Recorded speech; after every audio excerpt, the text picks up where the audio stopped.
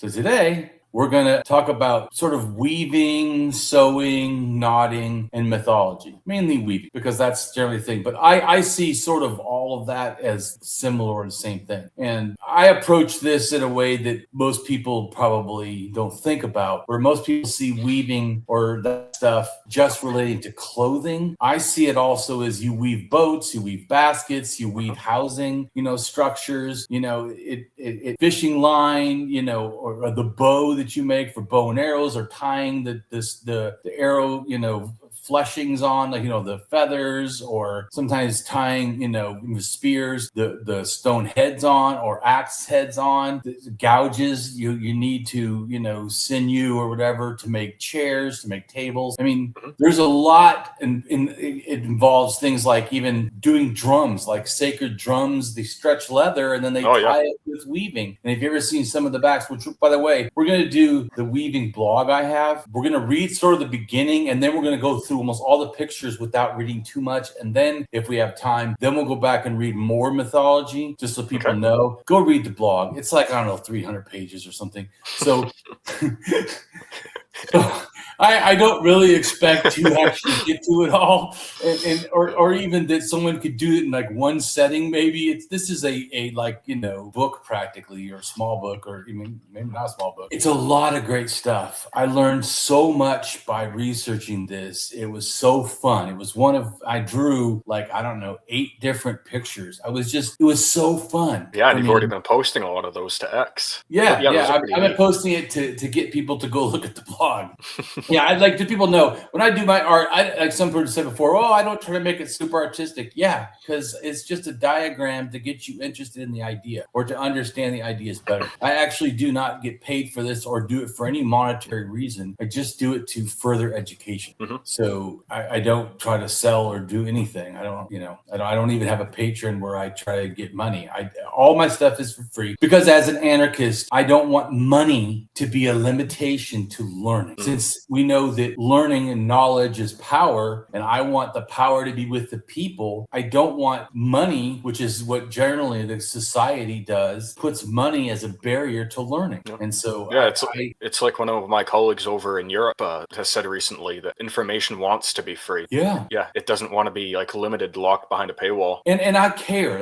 I do all this work, and I've done all this research for since 2006 because I care, because I want to empower people, because I want to free people. So, and that's also, like I said to you before, I don't try to go so much attack even people that make bad claims all the time. Some people focus their things on that. Or even if I do address people, I generally don't make it the whole goal, and I don't try to attack any little particularity that an academic says or whatever, because they can have disagreements with me. Not a problem. I disagree with one or two things. In general, though, I want people to understand, I'm with historians, anthropologists, archaeologists, scholars, and people that have done, good research. I support this. I don't have, globalistic, negative opinions. I sometimes disagree with a few little areas. That's it. Not, it's not like some global attack on the fields of history or whatever. You know what I'm saying? Some people, that's what they do. That's their grift or whatever. That's not how what they make their whole personality about. Yeah. Right. That's not me. Academics. That's not me. It's not me either. Yeah. What I told you, what my real thing is I want people to be empowered. I want people of knowledge and to think better. So one of the things that you and me both agree is that there's some form of leadership, I think, with the OCC, or the Old Copper Complex. Some people think that they're equalitarian. I also know, as I've already helped you to understand, equalitarian didn't mean you can't have leaders. No. Sometimes you can even have chieftains and still be hunter-gatherers and equalitarian. Like I say in general, culture is a thing, that is varied. It's our understanding that's often limited, not cultures. Yeah, that's a good point. Right. So because of that, I've wanted to, and I've also heard someone say poverty point, they now figured out, is equalitarian and hunter-gatherers and not, chieftains or leaders or whatever. And I'm like, that's a theory that you have that, but once again, like I said, hunter-gatherer doesn't mean no chieftains.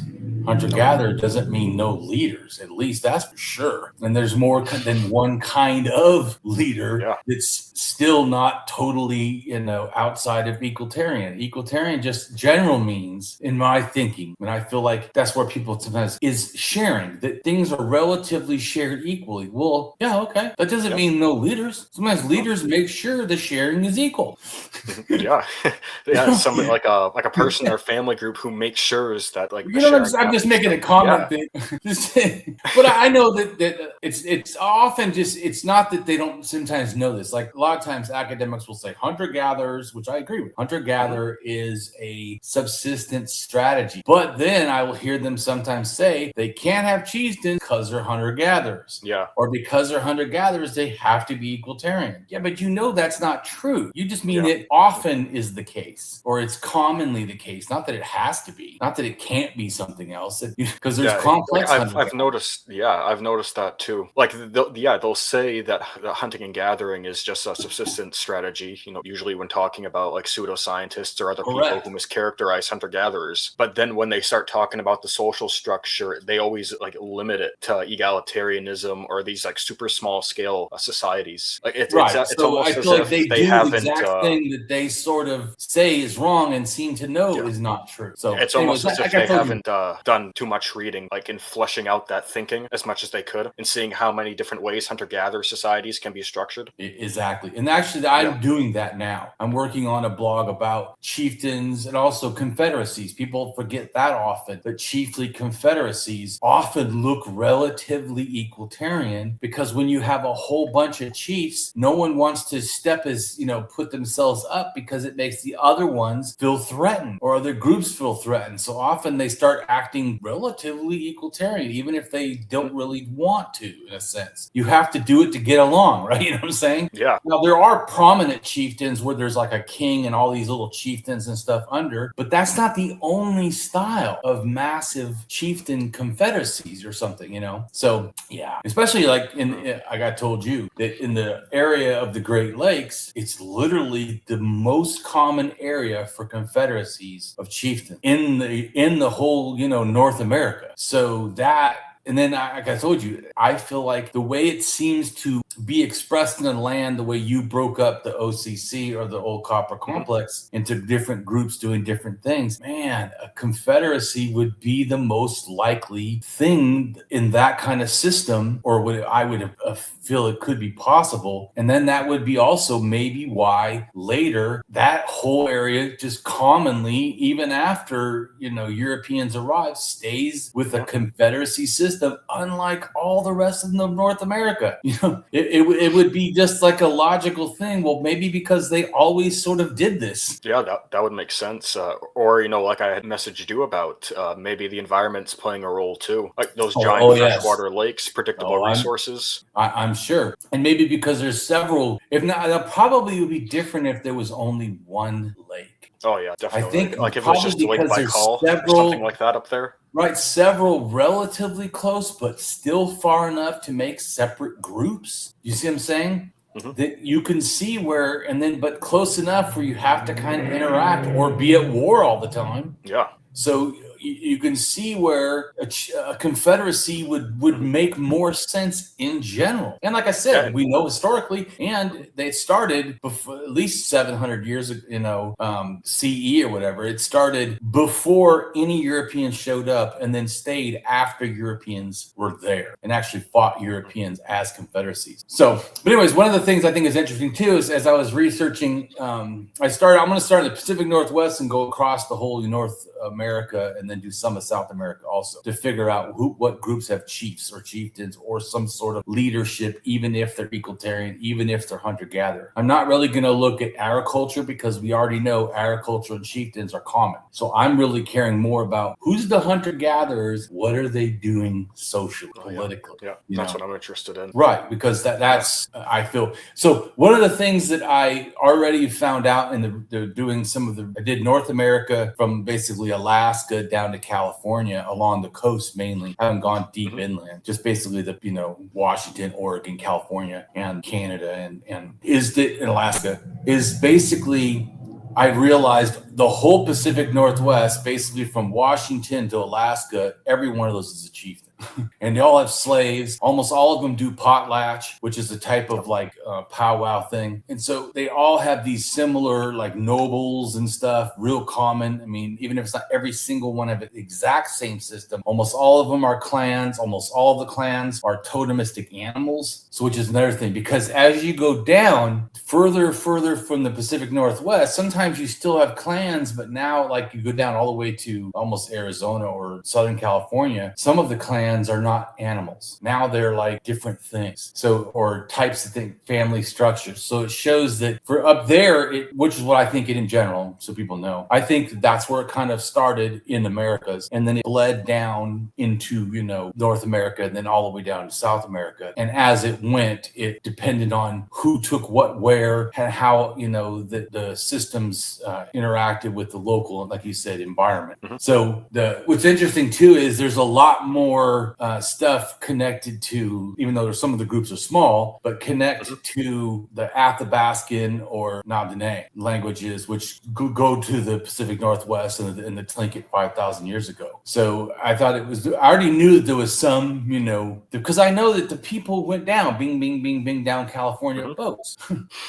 But not just the Tlingit. People need to know that the Tizelman also, I think, had a major impact. The Haida didn't do as much, even though they live on an island. It's really more those other coastal ones that I think really went down. And that's also why their languages have other groups all the way down to California that match. And also mythology, we talked about before, that some of the mythology from the Tlingit all the way in Alaska, it matches stuff in California, almost, similar to almost exactly the same in some areas. Like you can see the common thread, along the coastline with traditions right. And then practices. Doing the research, I also realized a whole bunch of groups were practicing a similar or same religion. So let's go to that. I'll go ahead and add it to the screen. See, and what I find interesting about the Pacific Coast, like especially the Pacific Northwest, even though you can find like all these similarities, like whether from Alaska going all the way down to Vancouver Island or even further south, like you have like the Raven mythology, a lot of them are making totem poles and plank houses. Yeah, if you look at the way that they're living year to year, they're not all living the same way. Like on Vancouver Island, you have a lot of year-round sedentism, yet away from there, it's like semi-sedentism and high mobility, which is interesting to me. Oh yeah, definitely. Oh yeah,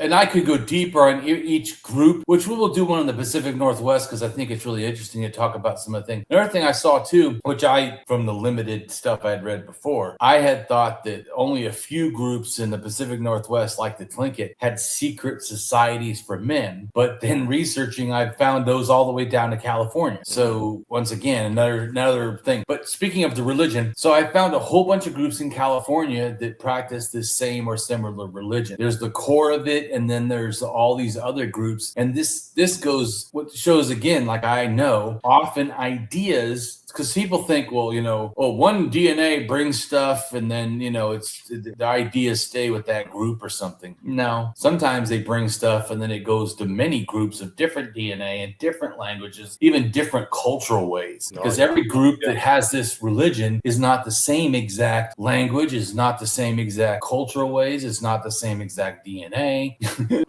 So it just shows that it is important to understand that sometimes groups that seem separate in one area can be actually connected in another type of area, which is why I'd like to do both archaeology and DNA and language, and then also cultural ways, but then also on top, and as you do, artifacts and tools, because that also spreads, or baskets, or animal the use or whatever. But then also religion is another aspect, which I think sometimes people see as separate or not important. It's very important. People bring their minds with them, and then they share their minds with other groups. So it's not like they just share technology. No, because it's like, we can see a direct connection right here, like with the Pacific Northwest, like their woodworking tools, their stone adzes. It's an archaeological artifact if you find it in the ground, but they're using that to carve totem poles with mythic scenes that can tell about the family structure, their local and regional history, and other things like that. So it directly connects to religion. Not only that, to language too, because even though a lot of these Pacific Northwest societies are very similar. You look at their languages, and it's like a patchwork quilt of language families. Oh, absolutely. Yeah. Yeah. So I just wanted to go on real quick about just the religion thing for California that I had figured out. But we're gonna go to the mythology and stuff for weaving and all that. So I went ahead and drew this map right here for weaving and sewing and that knotting, that kind of technology. So the red dots that are seen on the map are sites that are 45,000 to 25,000 years old. You know, we have a potential one down here in Where Southern they have Africa. sewing needles and stuff. So the sewing needle down in South Africa is 61,000 years old. And then I put spiders on here, and spiders also give birth to like a birthing sac or whatever, and then a whole bunch of little spiders come out. I think that's important because just like their butts are bulbous, I think eggs, a lot of animals lay eggs, and I think that this also connects to egg mythology in a way some people don't think about, that spiders almost have a big round egg, on them, their butt or whatever, and then that they give birth to egg sacs in a sense, what it looks like to human, and then it births a whole bunch of little children out of that. So I also in this blog put stuff about eggs, and because I think that there's a connection to how they see it. And also, like in the corner, the left-hand corner, there's a shaman holding a drum with a spider web on it, because I think that people forget that drums have to be tied or held together with sinew or rope or something, and generally that's going to be done in a weaving pattern. And in fact, I even show a picture later, we'll see it, that where they weave the back of the drum as a normal thing. That's how you make a sacred drum. So I'm just saying that there's stuff that connects to it that people often forget connects to all this stuff. And since a lot of stuff was sacredized depending on the culture, but almost most of the stuff they did they see as magical or whatever. And certainly if you ever seen someone weave, it looks pretty magical that they can start from plants or animal hair and end up with like amazing rugs and designs. And my mother's been sewing pretty much her whole life, like since she was a kid, and some of the stuff she's made is incredible. Oh, absolutely. Weaving / sewing / knotting highlights. Origins seen in needles, cordage, and textile impressions, or presumed tools. Cordage tools, spindle items, and or loom weights. Oldest evidence of pendants and beads, which need a tool to make a hole and a thread or something to tie them with. Such perforated objects of the Pleistocene may have been beads or pendants, as seen in a 300,000-year-old wolf incisor pendant from Austria, very expertly drilled near its root, or 200,000 years ago, het bead fragments made from ostrich eggshell from the Libyan in northern Africa, a common feature through the ages. They are found from southern Africa to southern Siberia. Oldest evidence of string / knots. Some of the earliest strung beads and ornaments date back to 120,000 to 160,000 years ago, and may also have involved knots, since securing the string with a stopper knot or by tying it into a loop would prevent the beads from falling off. Indeed, use-wear analysis has demonstrated that knots were likely used to bind shell beads onto string at Blombos Cave over 70,000 years ago. In the more recent past, human mastery of knots, combined with other fiberworking techniques, has catalyzed the cultural evolution of a range of technologies, including textiles and garments, hafted and composite tools and weapons, nets, snares, transport technologies, and ornaments. Oldest evidence... Pause for real quick. Did you think about, when I said that we're going to do weaving and sewing, did you think about all those things? Some of it, yeah. Like the composite sewing, different tools, the snares. Right. But no, there's a lot of stuff that you can do with a piece of twine and a needle. Like the possibilities are almost endless for the stuff you can make. Like even beyond that, you can make like dolls, little trinkets, different types of jewelry. Oldest evidence of clothing. The oldest evidence for clothing fabrication comes from an unlikely source, lice. Between 80,000 and 100,000 years ago, head and body lice became separate species. This is an indication that individuals started wearing skins and that the lice lived in these, therefore evolved into a separate species. It's gross, but it's informative. Well, very informative. Oldest evidence of sewing. By 76,000 years ago, anthropologists believe that Homo sapiens were creating bone awls needles, a precursor to the needle, in South Africa. In the millennia to follow, artifacts suggest most ancient clothing production was occurring in the northern hemisphere, where cooler climates made extra insulation helpful. South Africa bone tool industry for the Howison's port, circa 63,000 to 57,000 BCE. The bone tools included 2 points, one of which is consistent with a sewing needle, and the end of a polished spatula-shaped piece used to work leather. One point that might be a bone needle dates to 61,000 years ago and was discovered in Sibudu Cave, South Africa. A needle made from bird bone and attributed to archaic humans, the Denisovans, estimated to be around 50,000 years old, was found in Denisova Cave. A bone needle dated to European early modern humans of the Aurignacian age, 47,000 to 41,000 years ago, was discovered in Potok Cave in Slovenia. Ivory needles were found, dated to 30,000 years ago, at the Kostenki site in Russia. Bone and ivory needles were also found in Liaoning province in northeastern China, dating between 30,000 and 23,000 years old. Oldest evidence of cordage. A fragment of a string made from 3 bark fibers was found attached to a stone tool at a French Neanderthal site. That tool was embedded in sediment dating from 52,000 to 41,000 years ago. The earliest known cords were made by humans in West Asia, who twisted wild flax fibers into twine as early as around 32,000 years ago. Oldest evidence of weaving. Impressions left in clay by what is thought to be woven fibers date to 27,000 years old from the Gavetian era European early modern human site of Paviov in the Czech Republic. A fragment of cord dated back to around 19,000 years ago from a site in Israel. Oldest evidence of knotting. The oldest fossils of rope and knots are estimated to be 15,000 to 17,000 years old. Knots are thought to be even older than that, as they are assumed to have been used alongside some of the earliest stone tools. Oldest evidence of spindles. The oldest evidence of spindle tools dates back roughly 12,000 years to the late Natufian period, and was unearthed at Nahal Ein Gev II in northern Israel, near the Sea of Galilee. Natufian refers to a hunter-gatherer culture that existed in the region of Palestine and southern Syria. Oldest evidence of looms. The oldest evidence of loom weights dates back to around 9,000 BCE or 11,000 years ago, originating from early Stone Age farming communities in Anatolia, Turkey, and the Near East. These artifacts provide some of the earliest physical proof of warp-weighted looms, which were used to keep textile fibers taut during weaving. Uses of knotting, sewing, and weaving range from clothing to boat building, from nets and fishing line to baskets and house construction, such as teepees and yurts, which use overlapping layers. It can involve sacred drums and utilitarian weapons, such as bows and arrows, etc. It is no wonder its mythology is found worldwide. Knotting, sewing, and weaving were often done by women, and women are common in weaving mythology as well. Right on. So, Yeah. did you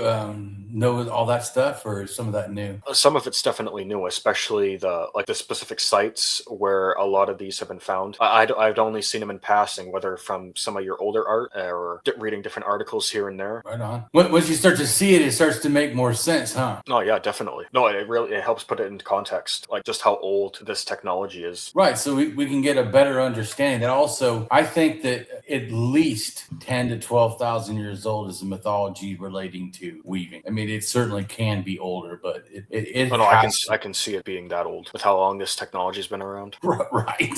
Yeah, like you'd think like between like the needles being made in Siberia 40,000 years ago and 10,000 years ago in Anatolia, that's a lot of time for a tradition to get started. It's a lot of time. 30,000 years. Okay, AI overview. Knotting, sewing, different spelling, and weaving are foundational textile and construction techniques used to create, join, and shape materials. Knotting, intertwining and tying cord or yarn to create, secure, or add texture. Uses include making nets for fishing or sports, creating structural supports for tree nets or plant hangers, crafting decorative items such as macrame, and adding decorative pile or texture to textiles. Sewing, fastening or joining materials with a needle and thread. Uses include assembling garments and accessories, repairing tears, hemming, securing loose ends in knitted projects, and creating decorative embroidery or quilting. Weaving, interfacing two distinct sets of yarns or threads at right angles, warp and weft, to form a coherent fabric or surface. Uses range from producing apparel, blankets, and tapestries to create structural materials like wicker baskets and mats. Right. So once again, like the baskets, even some like wall walls were made of wicker or house structures were made of wicker. So people, it's just so vast, the uses that because I know today it's sometimes can be hard because we think of it just clothing or blankets or something when really the technology is vast. Yeah, especially back then, they've worked that technology into just about every aspect of life, not just clothing. Like you had said, you can make fences, you can make houses. Like with the house, you have your walls out of wicker, but then you put daub on the wicker. Yeah, correct. But I'm just saying, if you didn't know how to do the wicker or do the weaving of the stuff, you wouldn't be able to do that. Same with they would carry water sometime in baskets that were weaved out of plants. And they would then put like some sort of a tar or something, beeswax or whatever to make it water, tight. And then because some people think like they didn't carry water around until they had ceramics, but that's not accurate at all. And they also use skins, we know, to hold, and the skins often were sewn together to make them so they could carry, water. I'm just saying that. Yeah, the same thing with bark too, like birch bark boxes and different bags, things like Right. I'm just saying that often I feel it's too limited our perception of what weaving or sewing or whatever can be when actually it's pretty broad. No, it's very broad, like surprisingly. The earliest woven textiles came into use in the following order. Linen from flax plant, developed around 8,000 BCE or 10,000 years ago in the Near East. Silk from silkworms, roughly 5,000 to 3,000 BCE or 7,000 to 5,000 years ago in China. Cotton. One thing about that is I do know a site that's 9,000 years old that seems to have some evidence of silk in a burial. So I don't know that they were doing it maybe in a large scale, but they may have been doing it for some sort of a burial specific thing that then later at 7,000 or whatever became common. So cotton from the cotton plant, 4,000 to 3,000 BCE or 6,000 to 5,000 years ago in India, and wool from sheep, roughly 3,000 BCE or 5,000 years ago in the Near East. All four of these earliest fibers required multiple time-consuming processes to make fabric. Fibers were spun into thread or yarns by hand using a drop spindle and a distaff. Women's roles are often overlooked when teaching about the economy of the ancient world. For example, Mediterranean economy lessons focus on shipping and sea trade in food, metals, pottery, early written records of trade, and luxury goods. However, these individuals, sailors, metalworkers, farmers, and scribes were men. Wealthy women occasionally appear as consumers of trade goods, such as expensive bronze mirrors, glass bottles of perfumes, and ivory containers of cosmetics. But where are other women represented? The work of average women is often forgotten in history textbooks. Right. Real quick, though, since I mentioned China, I went and looked, and so it says it's 8,500. I'll go ahead and put it on the screen because, I like to show people like where and why I say the things I say. So, the facts will set you free, man. Biomolecular evidence of silk from 8,500 years ago. Right. So older than the other side had said, but that may have been, like I said, when it became commonplace. Yeah. But I just wanted to show you that it is older than is listed. Sometimes I know that people look at stuff and they'll say, oh, this is the oldest, and often that's actually not true. There's often things that are actually older. So just wanted to go ahead and, state that so people understand that, I wasn't just making that up. So, no, it's definitely interesting. Yeah. Because once again, the reason I know this is because Damien has done a lot of research, and I researched the site that was at, not trying to find the information about the silk, but actually finding information about symbols. They have some of the oldest symbols in China, and then also they have some of the oldest agriculture, and they have some of the oldest, other kind of stuff. But anyways, and single burials, which is also a new thing that later, becomes a big deal. I have done research in different things, and that's also how sometimes when people, like I said before, sometimes academics will say, well, they know something, and they may be able to point towards a research that says that, but I also know a lot and know there's research that shows beyond that, like I just did about China. No, but even just that old silk example from China, I find that really interesting because, like, the Chinese, they really weren't playing around when it came to silk. Like, they really knew what they were doing. And, like, even later on into history, like when the Silk Road was really booming, Right. like, people really tried stealing and smuggling silkworms, like, back over to Europe. Like, this stuff was that valuable. Like, Oh just yeah, I getting think your it was a hands on death it. penalty if you got caught doing it Oh yeah, in China. So it yeah, was, yeah, it's a big deal because it goes back yeah, to money. If yeah, they that take too. it, then they can do it themselves. Hmm. But I just wanted to address that because I feel it's important, especially in my context. I want people to understand how really old this is. And even when you think it's old, it's often even older than you think. Oh yeah. AI overview. Women are ubiquitous in weaving mythology because the craft historically offered women essential space for storytelling, defiance, and self-expression. Across global folklore, spinning and weaving serve as deep metaphors for destiny and creation, and this thermic link frequently takes center stage in historical lore. Why weaving is female-dominated in mythology. The agency of storytelling. Weaving gave female characters an active voice. In Ovid's Metamorphoses, the mortal Arachne weaves the hypocrisies of the gods, while Philomela weaves a tapestry to reveal her assault.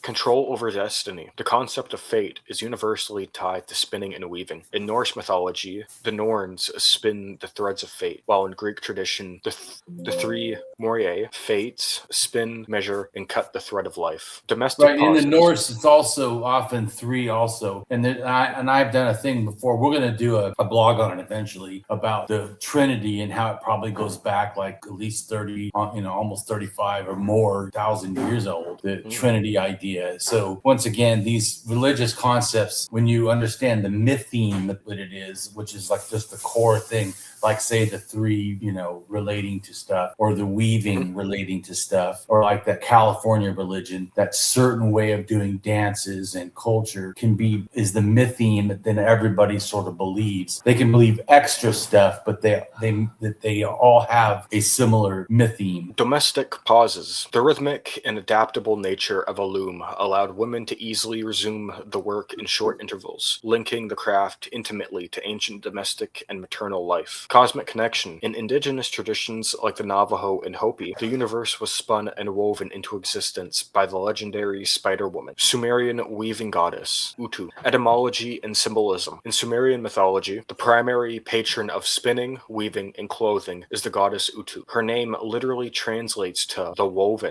or can refer to a part of the loom itself. She was sometimes associated with a spider, mirroring the natural creation of a web, which led some scholars to link her spinning to the weaving of individual human destinies. Right, and destinies is like later when the Greeks and the Norse talk about the fates, which is like destiny or fate. Okay. And also the fact that the spider, the association is very heavy with weaving. And I feel that it probably spread as well as people just naturally could have seen what they're doing and then see a spider doing it and not be blind to know that there's a connection. So I found at first I thought everything was connected. It still kind of might be for weaving, but it is hard to differentiate some of it with just naturally, if you're doing these behaviors and you're seeing something do it anywhere you go, it could also just be the reason they all say spiders is because if you just look at your natural environment and it happens. Yeah. It's a lot harder than some myths are easier to, like the fates. I think that is probably related, but the spider itself is harder. Now, I do think that there's evidence like in North America where a spider grandmother catches the sun, which is a more unique thing. And then the Norse making sunstones that are a web could have a connection because the Norse got their mythology from Eastern Siberia, and Eastern Siberia went into the Americas with birds and stuff. That's also why birds are big in Norse, like Odin and all that, and also big into the Native Americans, and also why tree mythology is super big there. And then tree mythology is big in the Americas because the similar groups. So it's possible. Maybe. And it's hard to say now, like with the area I know it came from, because the Bronze Age went ahead and, took over a lot of the older myths and put their stuff all over it. So it's kind of hard to get like traditionally what the myths were. Because also they didn't write everything down at the place that was happening. So it's not like Samaria where even though tons of people have gone in there since, you can still look at the original stuff and know what the myths were. But I do know that Sumerians could have had the spider related to weaving mythology before 5000, and that stuff did go into the steppe and could have gone 5000 over to Siberia, which I know the people did, and then split from there over to the north and over to the Americas. So like I said, though, it's I do know that there's probably some connections, but it's a little bit harder than some myths because it's just so intuitive to look at a spider weaving and know that's weaving. Yeah. Not only that, like so many cultures around the world, like modern and historic, women were the weavers. Correct. Yeah, but like what you had mentioned earlier, like you have these like broad like myths, but you can like narrow it down with that example you gave of the sun. Like that's something specific. Like for me, that would be what you could look around and see if there's connections. Correct. You narrow that down and you find these specific stories. Correct. In that larger myth. Yeah, exactly. So the weaving itself is too broad. It could be connected, but it also could be, it's so old. And then saying women connected, well, yeah, but women did weaving, so it's still, yes, it could be connected, but yes, it could be not connected. Yeah, it's still kind of iffy. But fate, now that's a more limited thing. The sun related to it, about the spider stealing the sun for the Native Americans, or spider stones, sun stones in the Nordic. Now that's more specific. Probably, that's what I'm saying is it's sometimes it's easier, when you look at the mythology, you can easily kind of tell, but sometimes it's a lot harder and more complex. In the famous myth of Enki in Ninhursag, Utu is a clever, diligent goddess of distinguished lineage. She is approached by the god Enki, who attempts to woo her. Despite her initial hesitation and demands for proper courtship, asking for fresh produce, she is tricked into bearing his children, which Enki then consumes. Cultural importance. yeah, that's an interesting story. Cultural importance. But it actually could go back to the spiders sometimes consume their mates or even their babies. Oh yeah, okay, yeah, that's a possibility. Huh. I'm just saying, once again, yeah. It's good to get a picture of sometimes, because I feel sometimes people think mythology is just made out of, thin air, like this crazy person just came up with ideas. Well, I think especially the older myths often have like some naturalistic like representation. Not always, but sometimes it's a representation that's misunderstood or that they have expanded on in a magical thinking way. Yeah, no, and I agree. I don't think it's as simple as, people sitting around campfires inventing stories to keep kids out of the woods or something like that. Right. I think there's a lot more to it. Cultural importance. As a goddess of clothing, she represented the transition from primitive, naked life to civilized, clothed society. Yeah, even though that's what in a sense the Sumerians thought, I don't think that being naked is primitive or uncivilized. So that's just their way of looking at it. It's a clothing style. And there's places in California and Florida or in South America where the natives would be totally naked or pretty much close to it or half naked. And it makes sense. They're not trying to do it because they're simple or primitive, but because in the area they're in, the weather makes it conducive to not care. And it's only social, wrongness or sexuality to us now because our culture is that way. Yeah. There's many cultures where like the breasts in our culture is like, the female breast, the male breast, no problem, or chest, but a female breast nipple, that's unthinkable. Yeah, but that's not just sexualized that. Right. I'm just making a comment. So I know it's hard when we see other societies, even like the Sumerians, would say all these people are primitive. Yeah, but that's just a cultural bias. That's not a reality. No, and it's like what John Hoops has said more than once. Like, how are you like defining civilization? Right. Yeah, because you're just like referencing yourself or something that you can like see yourself in. Correct. Like, so this like a Sumerian, like a civilized for them would be like a Sumerian like civilization. Oh, exactly. So if they saw somebody doing complex weaving, but they're doing it for other things, they're all naked or wearing loincloths. A Sumerian would look at them and say, hey, you're uncivilized. Exactly. Even though they're not. Doesn't mean that. No. Right. And I told you, we're going to do a video on nakedness and stuff, because I feel like we need to address that to get some of the wrong thinking about how that somehow means you're primitive. It doesn't. Because sometimes they have full-on chieftains and all kinds of stuff. Yeah, long distance trade, monuments, and all sorts of and they're naked. complexity. Yeah. It's like hunter-gatherer is a subsistence strategy, and nakedness is a clothing strategy. Yeah.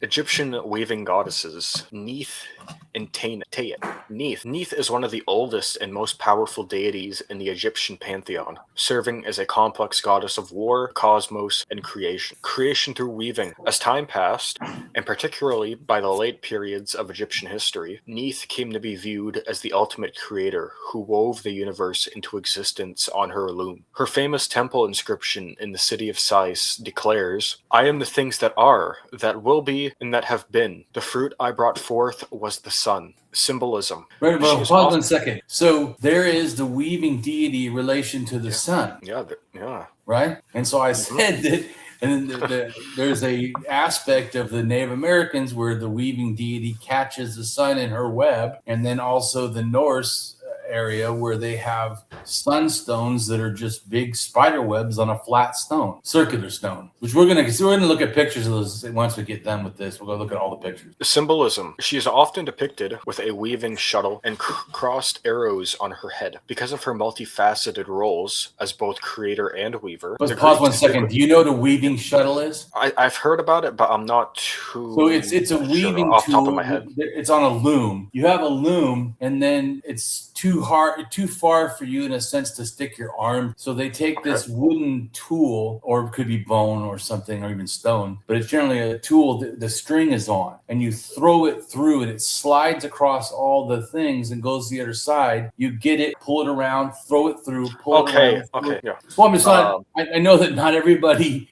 knows what these things are. I've seen it used. I just didn't know the term.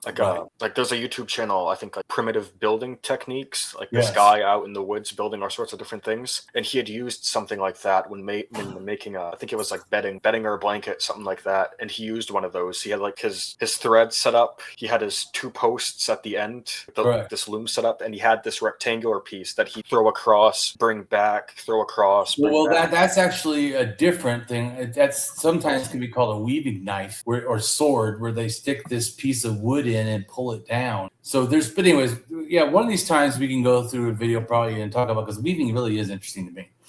We can talk about some of the things and tools and stuff that they use. But I'm just saying the weaving shuttle, because they said that she's emulating that, and if you don't know what that means, it's kind of hard to understand. This just shows a whole bunch of different ones, but it generally, and like I said, is just a thing, and then they throw it through. But often, like some of these, like more advanced ones, they actually have spots where string or a spool is inside of them, so that you can even do more. But of course, the older ones wouldn't have been like that. They would have been more simplistic. But like these here, see these? Mm-hmm. So they're and this one's even wrapped with yarn or whatever, so it doesn't have to be complex. But the more now current day ones are more complex. But I just wanted you to understand what it was, so you can know that you throw it through. Anyway, okay, I appreciate the context. Yeah, well, like I told you, my goal is not to read stuff and not know what the heck is being said, but educational, that we understand what we're talking about, so that it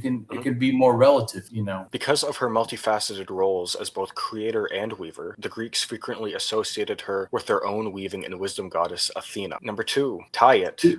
So right there, it's saying that the Greeks are even seeing that theirs is kind of similar.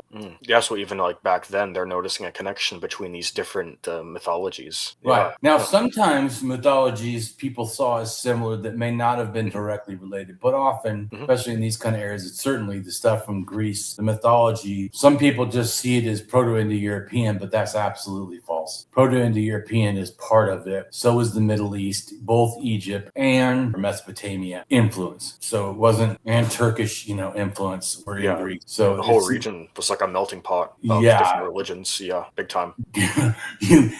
and the Phoenicians, you really eventually. Oh, yeah. But the older stuff, and at least had, 3 sources, because even if they didn't know it, like they got some of their stuff from the Minoans, but the Minoans people were from Turkey. Some of the ideas were also from the Middle East, even including Israel or somewhere over there, Syria, Lebanon, and some of their ideas are also Mesopotamian related. And Egypt visited the Minoans, and some of even the iconography of the Minoans literally matches some of the iconography of the Egyptians. So it's people are moving around and trading, and correct. And with that, you're gonna get your mythologies spread around the place. Absolutely. So some people try, because I know I've seen some people try to say like everything is exactly connected, and then some people do the opposite and say every culture made its own thing. And I think it's a little bit of both. That's what I think too. It's not a Graham Hancock one culture told everybody.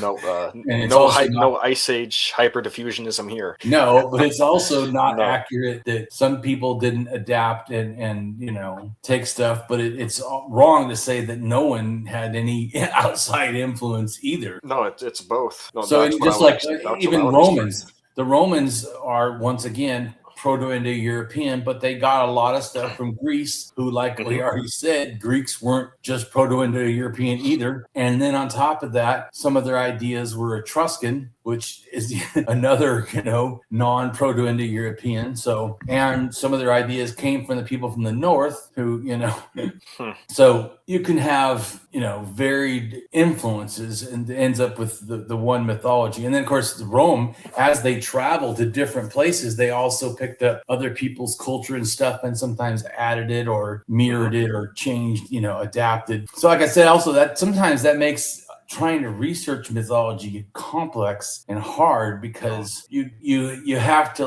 look at more things. It's not just do they have it? Yeah. When did they have it? What's the oldest? What was their people they were interacting with?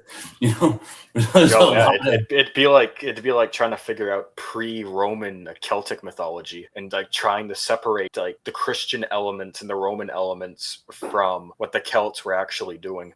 You can kind of do that. It's not. That's not. Once again, I mean, yes. It's so lawless is hard, and yes, you could, because yes, you can do some of that. I don't want you to think that it's not impossible. But it is hard, and also Celtic interacted with many people themselves, because certainly it's just like the Scythians, people see them as the people that were kind of related maybe to the Aryans, the Shinshasta, the people that went down into Iran and to India, but then they also had Finno-Uralic peoples and Hungarian peoples that came, and they also had Mongolians that came, and the Zangyu all the way from China went all the way over to Hungary before any of them. And there was so the influence is varied. It's really, like I said, the more you understand stuff, it is that's also why I told you sometimes when they make claims about mythology being old, I can kind of agree, and sometimes I don't find it so easy to try to say it's all so old, because there's so many chances for it to be spread in younger times or in a varied way.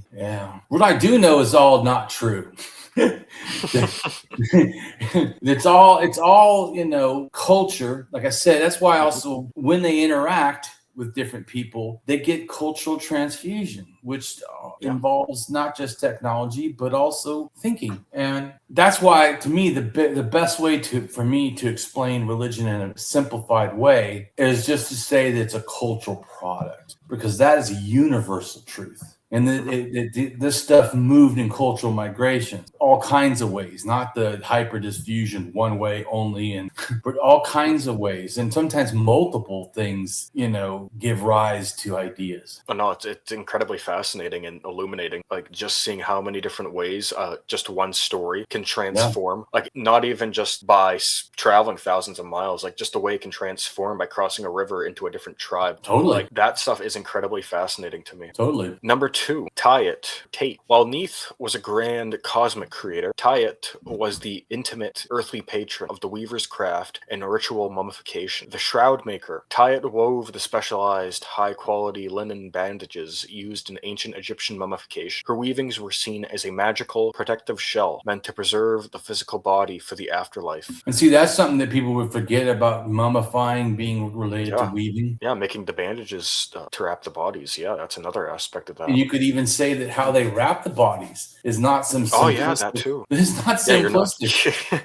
You're not just like wrapping around, like wrap the rims, wrap the body. There's a process to it. Yeah, oh, definitely. Because with classic Egyptian mummification, they have to clean the body, they have to dissect the organs, take those out. Some of those will go in special pots, and then there's the process of actually wrapping the mummy. And then sometimes, like I said, I know people watch mummy shows, and so they, I think, get a wrong impression. Here, I'll show you. This is you see that the weave on the mummy wrap? That's a face. Mm-hmm. So the face is... because you don't want the bindings to fall off. Right, but look at how there's a style to it too. So I'm just saying, it's not just wrapped straight around the face, which is often showed in TV shows. The real mummification was a form of weaving. Yeah, and that's like an art form too. Right. Yeah. But I'm just saying, you think it's just, they just wrap the weaving and just involve the wraps itself. No. When they put the wraps on the body, that also was a form of weaving. Just to help people grasp that it's always, in a sense, even more involved than you may first have the impression of. Clothing the gods. In addition to mummy wrappings, Tyet was responsible for producing the fine linen garments used to clothe the sacred cult statues of the deities in temples. The act of dressing these statues was a daily ritual believed to connect the mortal world with the divine realm. And that's interesting to me because nowadays a lot of these statues, they're just bare. It's just stone. Right. Yeah. Well, a lot of too, when you say bare too, that's actually our understanding now, but that doesn't have to relate to, because really in the long run, people don't grasp that the some of the statues we think are white or bare really were colorful. No. Oh yeah, especially the Greek ones, the marble. Yeah. Yeah, those were painted like beautiful, like bright reds, yellows, blues. Yeah. Well, right. So you'd have that. Because people, once again, people have a understanding of what the things look now. Not, I'll go ahead and show the color just so people can, because I know everybody that has not done research and stuff. So here's the statue, and we see them as white, but they actually weren't that. They actually had paint on them. Yeah. So people, they were cared for and maintained.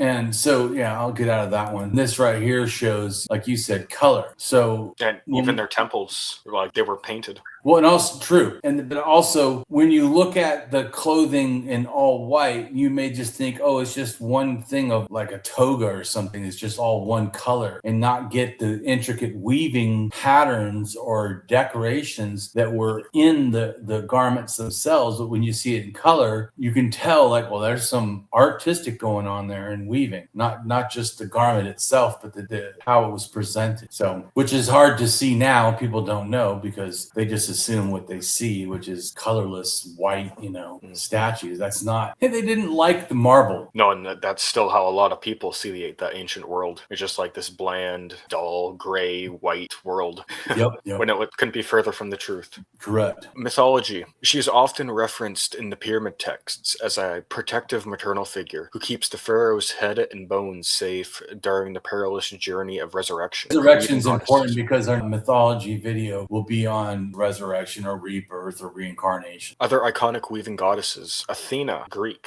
The goddess of wisdom was also the patron goddess of weaving, embodying both the martial and domestic spheres of ancient society. Penelope, Greek. The ultimate mythological symbol of cunning and perseverance. By weaving and nightly unweaving a burial shroud, she cleverly held off unwanted suitors. Frigg, Norse. The highest ranking Norse goddess and wife of Odin. She presides over Mother motherhood, and the arts of spinning. Ixchel, Maya, known as the cosmic weaver, she is frequently depicted as a patron deity of weaving using a traditional backstrap loom. Xochitl, Aztec.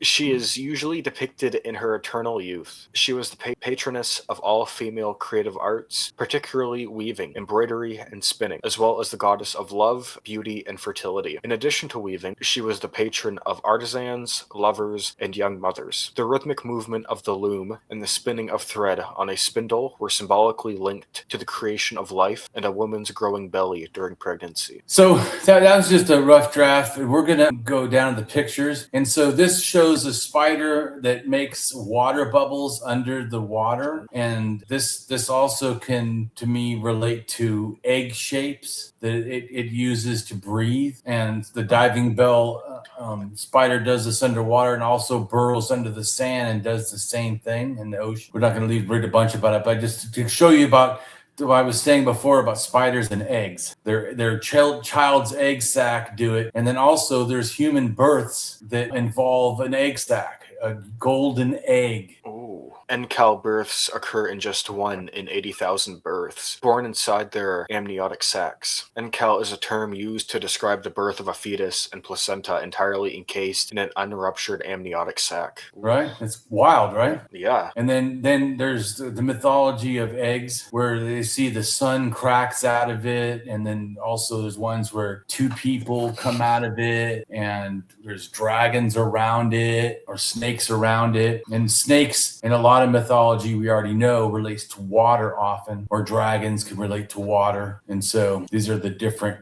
things that relate to them. And then I did a drawing to make sure you understand how many animals have eggs. That shows that a lot of these also have mythology that relates to them, but including spiders, like I was saying. And also this stuff can relate to a turtle. And if you notice, I have the turtle, but there's a spider hanging from the tree. And there's also the bird, because it's not a limited thing in Native American, that all this stuff is occurring in a sense in one world. And then this shows the Turtle Island. A lot of that stuff relates to Earth Diver myths or Mound of Creation type of mythology and Axis Mundi. And then a lot of this stuff, like a spider doing or being different things, say a grandmother or whatever, has to do with shapeshifters. And shapeshifting is in totemism, shamanism, and paganism. And it's at least 30-something thousand years old. And also in the Native Americans, like, when they wear a pelt of an animal, a jaguar or a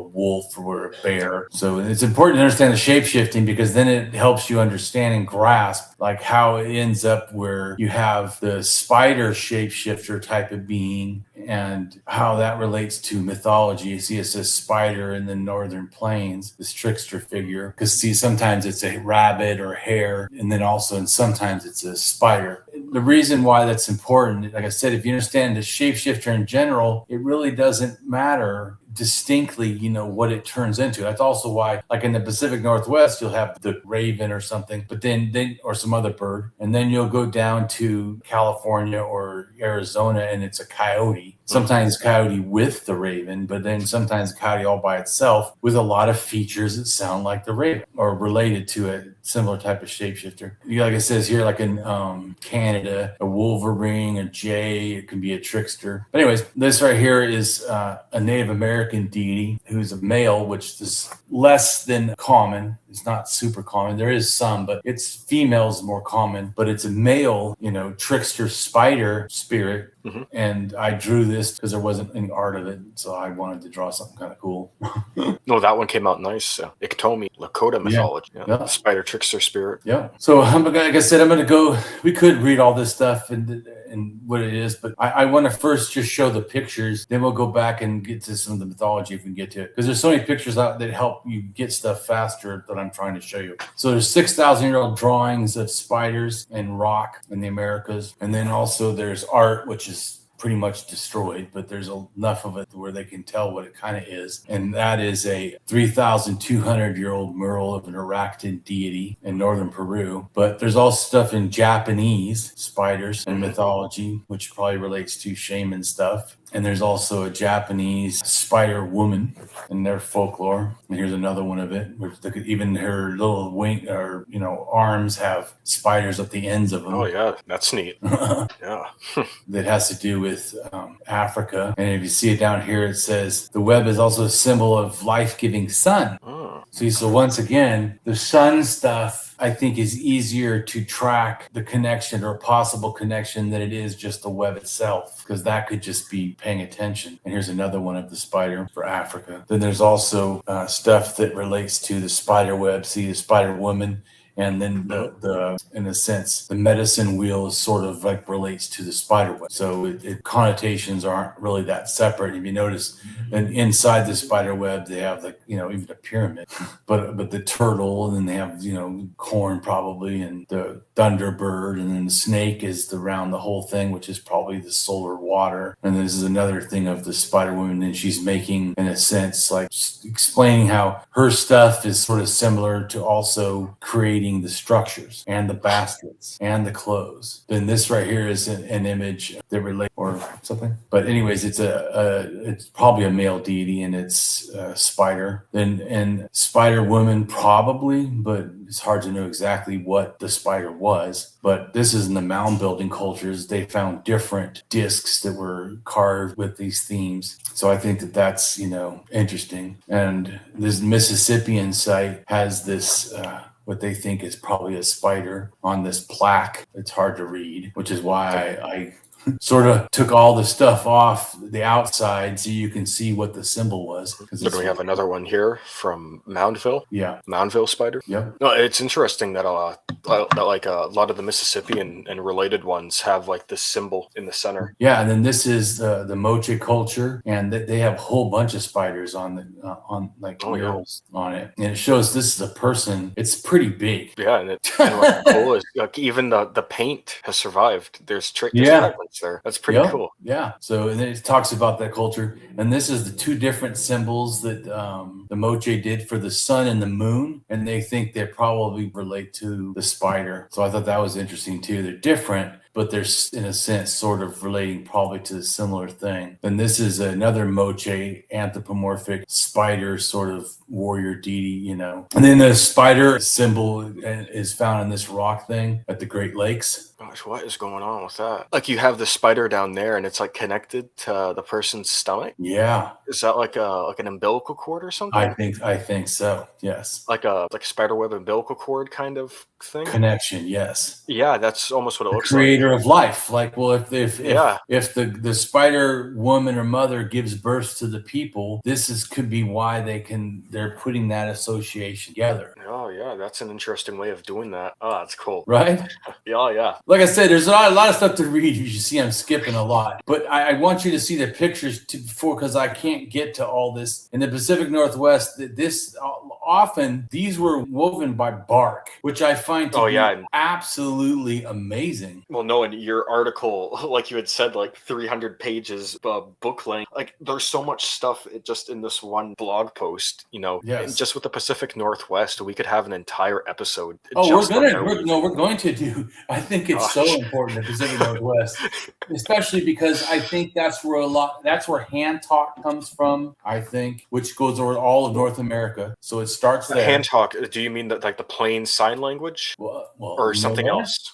I need to, I guess, show you. So I will go find an image for that. Yeah, because I've seen your map of the plain sign language, but I didn't. Yeah, well, plain sign language is a current thing of hand talk, which is older. Hand talk is probably 5,000 years ago and originates in the Pacific Northwest and Alaska, like from the Tlingit or not Dene or up there. And then it merges down. We'll go in there when we do the Pacific Northwest, because there's evidence that helps to back up why they think that. Not just me. It's not just people understand. Some stuff Damien has come up with, relatively on his own by looking at stuff, and other things I've come up with, because I read a lot of stuff and other people's ideas, and then I know a broader swath, in a sense, of connections that match that. So when they say that, I go, oh yeah, there's a lot of stuff that actually comes that way, not just one. So all those things that have color and are not green, which you see basically just the Great Lakes, themselves, probably. So all of those, and whatever color is not cut off, everyone in that thing does the same hand talk. So anywhere in the Great Lakes is doing the same stuff as Alaska, and all the way to New York or whatever, Canada, all of that is doing the same. And I show Tlingit and Haida just so you know where I think the general sort of thing. But if you see above the Tlingit all the way in Alaska and way down to Central California, or at least Northern California, is the same language along the coast, which helps back up like what I said. I think that whole coast is talking to each other. And then you see it's only one break, right? It goes from the Alaska all the way down to Central California. Then from there all the way down to Mexico is the same thing. Like I said, these people are really connected. No, definitely. It's only two branches for the entire, Pacific coast. No, and all what's the way down to interesting Baja. is I have like more evidence to help support this. There was a late archaic shell mound burial in Central California, and it had a dog in it. It was associated with red ochre, and they analyzed that dog, and it had much more in common with Alaskan dogs than the dogs that were already on the continent at that time. Right. So then again, and like I said, that's the reason I think the mythology went down is also because everything else did too. The DNA did, the religion style, the cultural style, the language style, some of the tools, like you said, the animals. I mean, there's a lot of reason to think that what happened, like I've said before, happened. Yeah. So just so people can, get that why I'm saying this. So because I know a lot of people have not heard of, say, the Tlingit or something, and they're a very small group now, but their impact is actually way larger. But they got their stuff to me when the Paleo Inuit come in and bring their stuff. So it's because you could say the Tlingit were, 5,000 years old, but see, this right here is one of my things where I show how I think everything moved around, just a rough idea for the weaving mythology, but also later I think that you could also say the same for the Great Spirit, almost matches sort of what this does.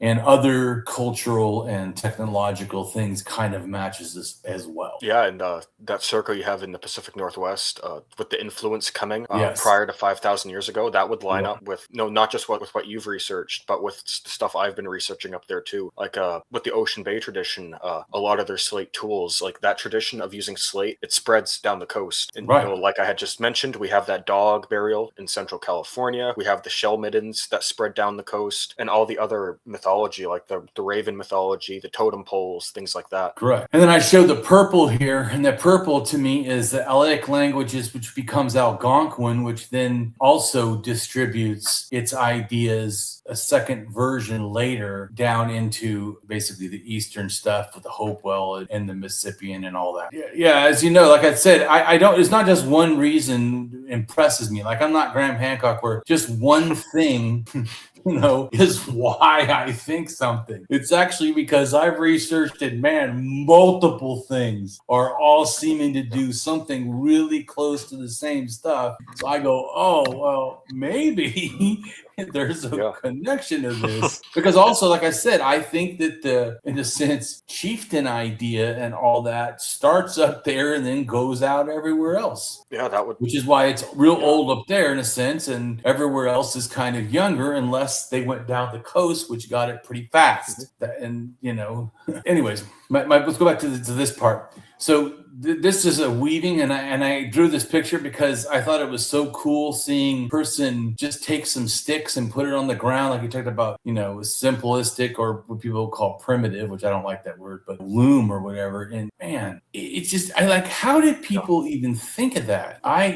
Hundreds of years of trial and error. But then I show one of the early ones on the ground, right? So just sticking sticks in the ground, and then you just hold it with your feet in a sense, and you're able to do it with your hands with no extra tools, which would just be hard, but still can be done. And then one using a simple tool and a little bow in a sense, type of loom, and then using a more complex but still relatively simple loom of sticks in the ground, and then little weights at the bottom to hold the strings. And you can still come up with some pretty amazing, because the ones that are being shown, are what people have done. So pretty amazing. Yeah. See, what's like what's really cool about this for me is, even nowadays with all our big factories and sewing machines and things like that can make these just like that. Right. Like if you like walk up to a random person on the street and just ask them like, hey, could you make me a loom, like a basic loom out of like sticks and twine?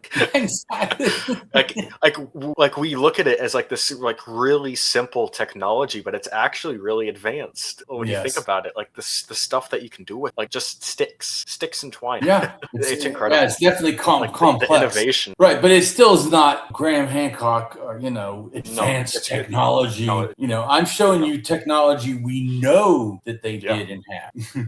It is amazing, though. I do agree, and that's I think the problem is too. They think it has to be some special stuff, not realizing that some pretty simplistic stuff can do some pretty special, amazing work. Yeah, it's just knowing how to use it. Even just using like the first one, right? That's up on the left-hand side. I'm showing they are only using their hand. It was a video I watched where they just came and said, "Watch this," and they just stuck the sticks in the ground, and then they just tied a stick across, another stick across, took some strings, put a stick behind their ankles, sort of like holding it. So that's the weight in a sense. The tension is just their own feet as they're sitting there on the ground, and then you start using your hands. Yeah, you just go like this. You just go through, and then tighten in and pull it down. And all of a sudden, they made this like little mat thing. And I'm like, wow. Oh no! And also, that was made with bark, right? They go to this tree and they just start trimming some bark off, and then they started rubbing it together and everything, and then they started making that and just started. And I was like, holy shit, that's like freaking amazing. Yeah, and then when you keep in mind, like that's how the Pacific Northwest made their clothing. Like they would strip bark off trees and use this stuff like day to day. Like it's humbling. It is like the work that these people did just to make their clothing. But it's also why, like I said, I did more art in this blog because I was just more blown away at how absolutely cool this shit is. Yeah, like check this out. It's like it's comparatively like simple, like the stuff we'd use nowadays. But what you can make, it's incredibly complex. Right. That's the cool thing. Like it doesn't have to be basic clothing or like a mat or something. You can have embroidery, you can have designs and color. Really stylize your stuff with this simple. Like it's amazing. Like I said, watching it just blew, because this was also from a video. I made it into a Native American, but it was someone else. But the sticks and all that, what they're doing with their hands, that's all what they did. And then the stuff there is just like reeds or whatever or something that they were just sticking in and then pull it tight and sticking in. I was like, wow, absolutely amazing. Yeah. See, and what's interesting is there was an article put out by this guy named Carl Lipo. He studied a collection of artifacts from the Poverty Point site. Yeah. A type of artifact called plummet. And plummets are like these things, like these teardrop shaped items. Right. A lot of them have perforation holes, especially at the Poverty Point site, but they're widespread. They're in California, they're in the Midwest, Florida, Poverty Point, and especially the Northeast with the Maritime Archaic. Even across the continent, a lot of the styles are the same during the Archaic. And what Carl Lipo, he proposed like a brilliant idea. A lot of these have standardized weights and styles, and he proposed that they were using these as loom weights. That there were looms during the late Archaic, and they would have these plummets, these like multi-purpose weights suspended at the bottom of the loom strings. Right. For like taut fabric. Right, and we know that Right, and we know looms were used in the Middle East like 11,000 years ago. So yeah, and like Carl's paper, I think it came out in 2011. Like that's like he's one of the only guys to talk about that. Like when the antiquarians were trying to figure out that stuff, like they had a whole range of options, like everything from net sinkers to like bola weights, like things you'd throw at birds, to gaming pieces, to ritual charms, like something you'd hang from your neck. Right. But the weighted loom weight, that's really worth keeping in mind. I agree, because it's a bigger deal to people's lives. There's so many things, even like we were talking in our last video with the boats about making sails. They did make sails, to some extent, and also could have made, items to hold things, like I said, water or whatever, using cloth and things, not just clothing. But this right here shows a bunch of sewing needles. Like sewing needles or whatever in different sizes and stuff, so people can understand what they look looked like, or southwestern whatever. Siberia. Yeah, we find the same styles here in the Northeast, like going back to the archaic. No. And yeah, and it even further back to the Paleo-Indian times. Yes, definitely. And this right here shows which, once again, you would need probably at least an awl to make, one of those drums. But you see how it's a lot more weaving and stuff, like to make the handle and everything, and to do it, then we would think it's not just tying the string randomly. It's more like a pattern, just like on the mummies' faces. It's a pattern, intentional pattern. Oh yeah, there are so many ways to like thread, like to make patterns, but then there are also a bunch of different ways to knot those together. Oh, definitely. Yeah, Knots. definitely. We'll do a thing on knots. Knots also was a big deal. Even calling it a big deal is an understatement. Yeah, it's a major big deal. In fact, I'll show you. I have a thing that knots were also seen as religious, and goddesses and kings would wear knots, and even samurais wore knots to reference deities or spirit, or protection or whatever. I have a thing of it. Well, yeah, because knowing how to, like, if you're on a ship and you have to tie knots for your sail or just basic rigging, like a knot can be the difference between life and death. Like, right. They're really important. This shows that the Sumerian goddess was a red sash knot, and also they had one where it was made in wheat grains tied together to make the deity, and also a feather that's tied or cut in a ritualistic way. But also in the Minoans, the knots, and the knots made the Ankh symbol. And kings, like the Egyptian kings, would wear a red knot. But that also, red knots are in China, and the red knots are even in India, and then also in Japan, relating to the deity. Yeah, it's interesting how they're all in red. The reason they're in red, especially for sure for the Egyptians, is it relates to like the blood of the goddess, or in a sense like a period, a woman's period. They would, use that, the woman's period rag, in a sense. When it comes to drums, now I think that these figures, things here, which they call batons, perforated batons, because they're perforated with a hole in them, meaning that they don't work really good as a weapon. But to me, lightening them up, which we do know this one I have in yellow is an actual baton that they make in the Sami that relates to their drum. And to me, this also, they consider it like a hammer. So, like Thor or, Horgalis, which is their, this Sami's, lightning thunder deity. And to me, that's not that different than these other ones that also are not only perforated, they have, most of them have like lines or whatever, just like the Sami do. They carve like little special lines and stuff in them. So, and then the red spots shows all the areas, in a sense, that these older, from 23,000 to 12,000 years old, these batons were found. And I do think it's possible this one on the far left with all these holes in it, and there's one that's kind of like this that people think they were using for doing cordage. Possible. It's possible that some of these other ones could have been that, but most of these other ones, the holes don't look intentionally made in a way that would be cordage. You know what I'm saying? Like, it doesn't have a neat do you know if there have been any like use-wear studies on these to see if there's like friction marks or anything from the rope? As far as I know, none of these have. Now, there is one, that's what I'm talking about, that has multiple holes. I don't know if it's this one particularly that I drew, but there's one that has pretty standard holes, and it does look like it's used. And I saw someone try to say that they think that is the explanation for all of them. Yeah, but these other ones don't have that, and their holes are not standardized, and their holes are irregular. They're not even like a good hole. So the hole, I don't think, was the point. I think it's the lightening it up to be a drumstick. Oh, okay, yeah, that's right. Yeah.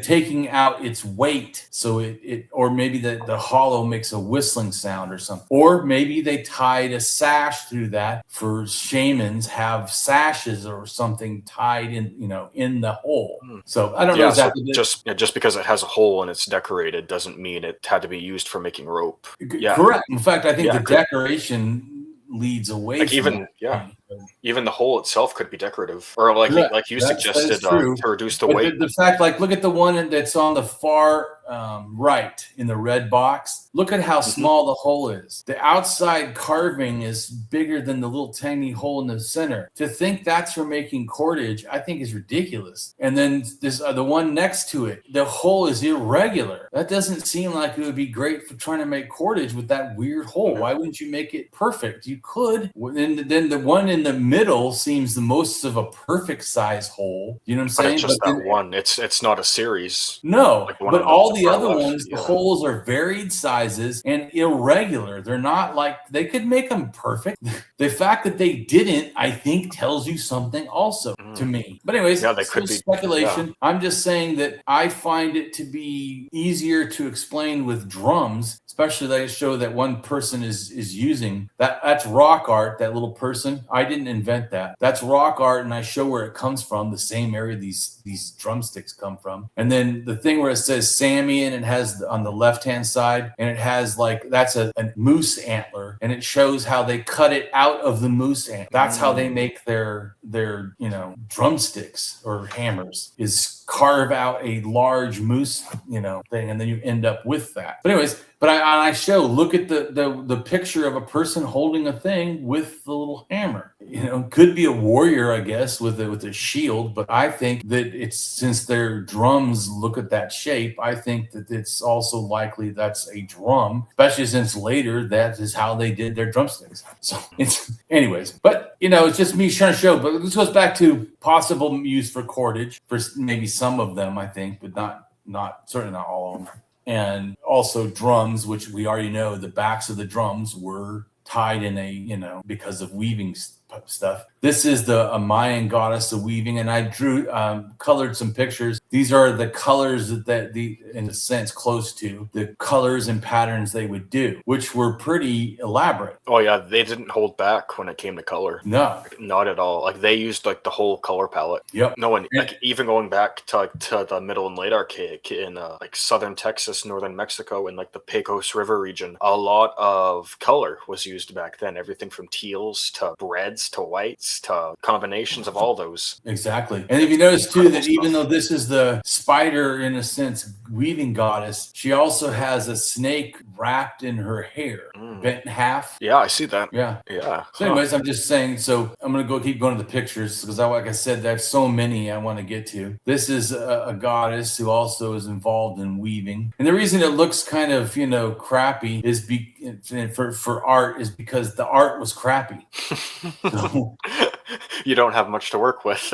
well, so I didn't try to overdo the art. I mean, I did it simple, and the drawing was very simple. This is so. No, the art works. Yeah, it gets the point across. Right, that's the whole point. Is I did it simple, and the artwork also ugly and simple. It wasn't great artwork, and I didn't make it so. But you see, I'm passing all kinds of stuff. This also shows a thing of where the needles were at different sites. Upper Paleolithic eyed needles. Yeah. So, and there's, like I said, there's a lot of reading people can do. I put a lot into this. This right here is showing a old rug they found, one of the oldest rugs, which is 2,000 years old. Yeah, and if you go up, it showed a little diagram, like right. That shows where it was found in a Kurgan mound, a burial mound. Frozen ground. Yeah. Oh, well, maybe that's why it got so well preserved. Like the ground was frozen. Probably. Yeah. But anyway, so and there's a bunch of other pictures I want to get to. So this right here shows a person who's telling a story, a native Alaskan, and they feel that telling stories is kind of like weaving the story. So I thought that was kind of interesting that they feel that. And also they're using the drumstick. And if you notice, the bottom of the drumstick has like little tassels. Remember I was saying about tying tassels to your drumstick. And then the drum itself is weaved. And then here's another thing too, where they weave these caps out of bark and stuff, and they have all kinds of different weaving. In fact, see the like weaved rope or something around her neck. Mm-hmm. I thought it was cool. And this shows that their boats that they had in the Pacific Northwest. And then this like we talked about, this garment is actually a textile of bark. Same with that hat, which this shows one of the textile, done with all of the bark and stuff. And this one, she weaves the bark, yellow cedar, and cloth material stuff together and spins a yarn, which I thought was kind of cool that she did both. And there's also weaving baskets. That's another important one. What's that? That's another important one, the basket weaving. And it's made out of roots. Time consuming. Oh, yeah. Oh, yeah. But even then again, you can still do incredibly detailed stuff with the basket. Oh, incredibly detailed. It's beautiful. You see, I got lots of writing stuff we're skipping, but And then these are more spider garnets from Illinois. And they notice they have, 2 holes, probably worn as a pendant, I would think, which once again, you'd weave that probably, material to make that, or to have beads, strung on it. Here's what I was talking about before about those sunstones. Oh, yeah. The Danish island of Bornholm. Yep. 5,000-year-old spider stones. They consider them sunstones. They make tons of them, or hundreds or whatever. Through here. Bizarre spider stones found at Neolithic sites. Sun worshippers. These are 2 of the many 5,000-year-old spider stones unearthed in Danish. Spider stones look a little like hundreds of described sunstones and solar stones from Danish. And then they're here. This is a story about how the spider obtained the sky God's stories. So I think that's interesting because I've done different, research and looking at this stuff, and I start seeing, wow, there's a lot of. Then they have the Lakota spider and the Aztec spider and the spider woman. And then, of course, the Nazca line spider, a Japanese. See, what's cool, that if you look over at the Lakota spider, that plus sign on the center, on the chest, yes. You find that plus with the Mississippians, with yes, their spiders. And you find that symbol all across the Southwest, like associated with the Hopi and the Navajo. Yep. So, yeah, that's pretty interesting. Yeah. And then Peru, that's a nose ornament with spiders. And then the gift of the spider woman, I have several different deities. And by the way, this one here is not Lakota like up above, which I know it looks kind of similar to the Lakota. Yeah, that's but this is the Osage spider. Oh, how about that? Yeah, and it has the plus sign you were talking about, right? Yeah, because sometimes it's just a plus, or other times it's the plus inside a circle. Sometimes more than one circle. Well, and not only that, this is a plus inside of a diamond, which is what the Lakota spider does, right? Yeah. Oh, wait a minute. Yeah, and hey, technically, it still is inside a circle. They both are. Do you notice that? Look at that. They both are. Uh-oh. Also, we have like a 1,000 or more year old tradition here, going back to the Mississippians. And you notice too, they only have 4 legs. 4 legs. Yeah, that's a connection. What? Yeah. Uh-oh. Anyways, it's like I told you, I try to do this stuff to show the similarities I am seeing. Oh, yeah, that's more than just that one alone. That's more than a similarity. Yeah, those 2 are connected. Yeah. Like the Aztec and the other one, right? The other group. Mm-hmm. Yeah, maybe. Yeah. Don't tell me there's 0 connection. Like, yeah, okay. Especially when we already know hand talk was going all over the place in large swaths across DNA, across language, across cultural styles. Okay. Yeah, and they had trails, they had boats, people were moving around, they had rivers. And look at there's the little cross for the spider in the Mississippian culture, as you said. Yep. Right? Yeah, and we have one from Tennessee, little spider, and what's that on is it like a sun disk or something? It's on a shell gorget, but what's that depicting? Is probably a sun. I agree. Yeah. And we have another one on pottery from Peru, mochi. Yeah. It doesn't have the cross, but it still has that spider symbol. Well, it has the 2 eyes, which is the same on all of them. Yep. See, and what I find interesting is because you remember spiders actually don't have just 2 eyes. Oh no. Not only that, those aren't the only ways you can depict a spider. Oh, exactly. You can draw spiders different ways. Exactly. But so I'm going to real quick, just because I brought it up about spider eyes, just to show, like we were saying, is I think there's deeper connections. No, because if you can get up close to a spider web, or hold one of these larger ones in your hand, really look at it up close, you can tell. You don't need a magnifying glass to see all the tiny eyes. Could be a reference to the shared culture. Certainly, all these are in the Americas, but so I'm just showing you the stuff, and we already know that there was trade and stuff in between these different groups. And here's the Not only Pacific that, Northwest, from like the stuff I've researched looking at rock art in the Southwest, there is a connection with rock art like in Peru and South America. Oh, a lot of the same symbols, even really specific ones like a person's left hand being a serpent. Like you find that in South America, in Peru along the coast, and you find that in the North America's Southwest. Right on. It goes to show that like people are moving around. Oh, well, like I said, yeah, there's multiple ways we can show that is the case. This right here, speaking of which, shows the Pacific Northwest on the left side broken up into 3 white boxes. Those boxes are the northern coast tribes in a sense, central coast and southern coast. And southern coast is going into Northern California. And it shows the green line, right? The Tlingit are connected with the green down there in Northern California. We already know that so are the mythology. So we can tell they went down there because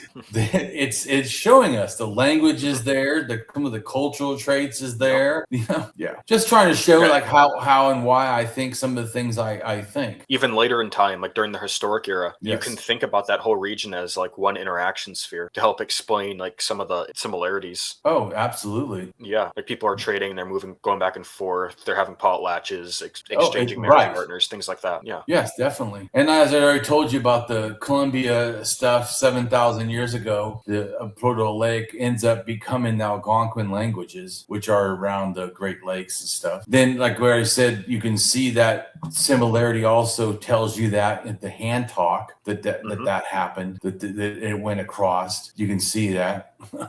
And then this right here shows you a breakdown of the hand talk from its original, North American Indian Sign Language, and it shows all the different branches, bing, bing, bing, bing, bing, and how it broke off from one source. And hand talk is the hidden, in a sense, talking or, lingua franca, of the Americas that people don't think about. And but then also like in the Uno Aztecs, people forget that how far they're almost in Oregon and Utah, Arizona, and all the way down to, almost Central America. They're all over. So the fact that these ideas are sometimes shared, when you only think Aztec, you just think down in southern North America. You're not thinking about all this other stuff. See, and earlier when I mentioned the art style from the Pecos River, like southern Texas area, right? Like Uto-Aztecan, based on the work that's been done to reconstruct the language migration, right? It would have probably originated in like Southern California or the very southern Southwest, like around 3000 BCE. Right. It would have been in the Pecos River region around like 1500, 1000 BCE when this rock art style was getting made. And you see like the vibrant colors, the teals, the greens, the turquoises. A lot of people are dressed in leopard skins, and a lot of them have like these like really nice robes and big hats. That's all stuff we see later on with the Olmecs and the Mayans and later the Aztecs. Right. So I find that interesting. Like another connection. This right here, the red shows the sort of origin area of the Uno-Aztecan migrations, and they are 5,000 years old. The origin. Yeah, and there's multiple language families there too. Right. And I had seen one article. They had even proposed that this language spread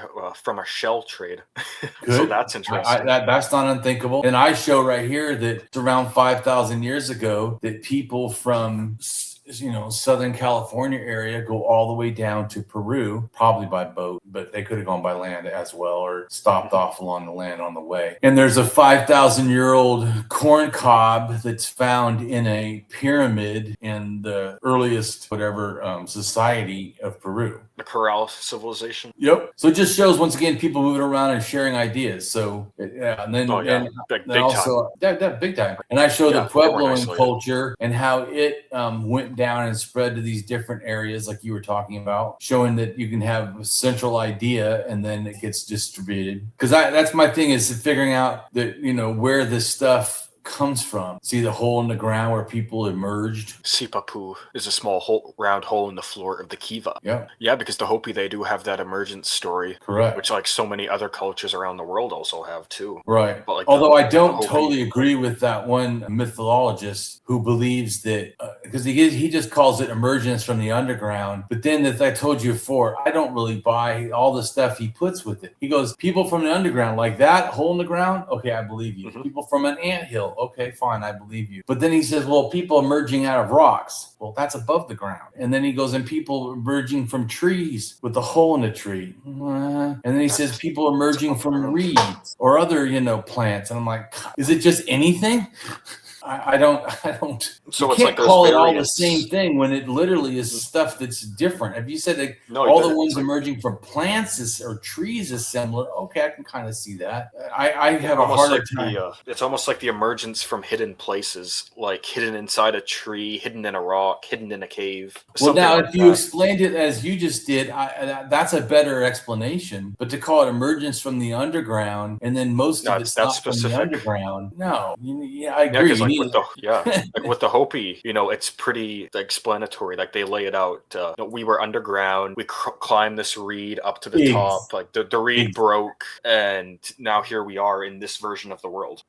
Right. Yeah. And then they say that it's one of the underground starts in water, and then you come up from there worlds. to a different one, and so there's a different thing going on. But anyway, so this also shows ancestral Pueblo was a lot larger than people think, and the connection to the larger cultures was also all the way into Mexico. So it just this stuff is our idea of everybody being fixed and static in one area or being limited in influence is just, to me, ridiculous. And this right here has to do with the Southeastern ceremonial complex, and it's large of shared religious ideas. Now, I still need to do a lot of research on the Mississippians, but from what I have researched, I don't think it's far-fetched. Consider a connection between like the Mayan, like what the Mayans were doing with their step pyramids and what the Mississippians were doing with their step mounds. I'm not the first to suggest that. Monette Bebo Reinhard, the former museum creator, she suggested that. Dr. Greg Little, he suggested that. Like there are even some museums that show like trade routes connecting Mexico and Central America with Florida, like just going right. And so to throw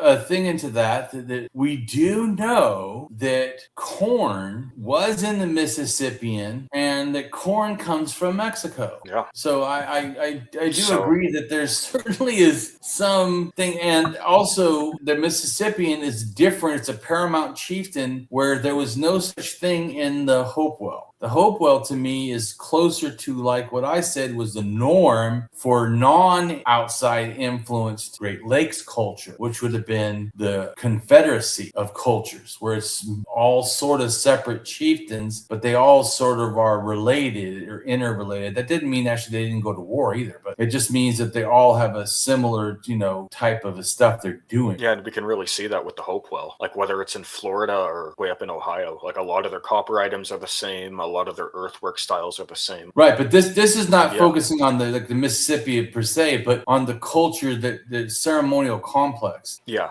like the whole broad package, the Southeastern ceremonial it's the complex. Southern cult, or they call it the Southern Death Cult or the Buzzard Cult, and it was in a sense the art of similarity and the artifacts, iconography, ceremonies, mythology of the Mississippi culture. So it's multiple things of why. It's not just like some building mounds. There's way beyond just that. There are multiple things coming together. That's why they call it a complex. Right. Yeah. And so this here, it's like the same thing with the Hopewell and the older cultures. Right. And then here, this is actually in California, this Osage spider sculpture that they did. No, that's a cool symbol. And like I said, boy, that looks a lot like the Lakota. Yeah.